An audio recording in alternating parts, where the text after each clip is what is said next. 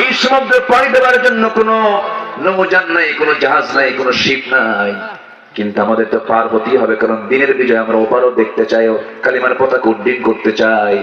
এই জন্য আমি আল্লাহর পুরো আস্থা এনে চক্ষু বন্ধ করে আল্লাহর নামে আমি আমার ঘোড়াটা সমুদ্র বক্ষে চালায় দেব। সমুদ্র বক্ষে আমি আমার ঘোড়া চালায় দেব, তোমরা আমাকে ফলো করে আমার পিছনে তোমরাও ঘোড়া চালায় দেবে। তোমরা রাজি আছো নাকি?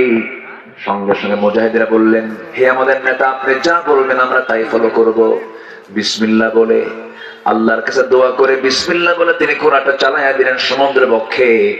খরস্রোতা বিশাল সমুদ্র, দীর্ঘ সমুদ্র তারা পাড়ি দিলেন। কোন নৌযান লাগলো না, কোন জাহাজ লাগলো না, চক্ষু বন্ধ করলেন, ঝাঁপ দিলেন সমুদ্রে। এপার থেকে ওপারে পাড়ি জমালেন। মুসলিম মুজাহিদের একটা সামান পর্যন্ত সমুদ্র বক্ষে নিক্ষেপ হয় নাই। ওপারে চলে গেলেন, 10,000 সাহাবীর সামনে প্রস্তুতি নিলেন।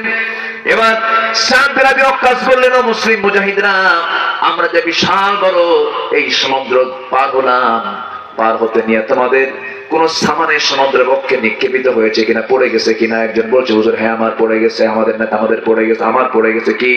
পানির মশক, পানির একটা গ্লাস পানির একটা মশক পড়ে গেছে। পানির মশক পড়েছে তোমার? হ্যাঁ। সঙ্গে সঙ্গে বলছেন, দিনের ভোটের মুজাহিদের একটা সামান পর্যন্ত সমুদ্র হজম করতে পারে এমন ক্ষমতা নাই, আল্লাহ ব্যবস্থা করে দাও।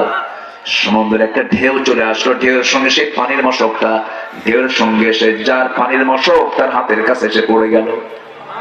যেরকম সুবহানাল্লাহ, দোয়া কবুল হয়েছে, হারাম খায় না হালাল খায়া। আমার বন্ধুগণ, সন্ধ্যা হয়ে গেছে, সমুদ্রের তীরে চলে গেছেন। বিশাল বড় অরণ্য, বিশাল বড় জঙ্গল। এই জঙ্গল তারা পাড়ি দিবেন রাত।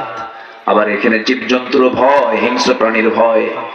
এবার সাদ বিন আবি ওয়াক্কাস বলেন, সাহাবীরা, ও মুসলিম মুজাহিদরা, আমরা আর দূরে কোথাও যাব না, আমরা এখানেই থাকবো। সবাই বলল, কেমনে থাকবেন? হিংস্র জন্তু আছে, খেয়ে ফেলবে আমাদের, বাঘ সিংহ আছে, দেখতেছি।